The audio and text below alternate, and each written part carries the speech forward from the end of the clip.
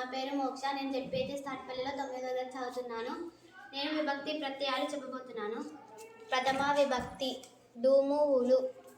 ద్వితీయ విభక్తి నిన్ను లన్ కూర్చి గురించి. తృతీయ విభక్తి చేతన్ చేన్ తోడంతోన్.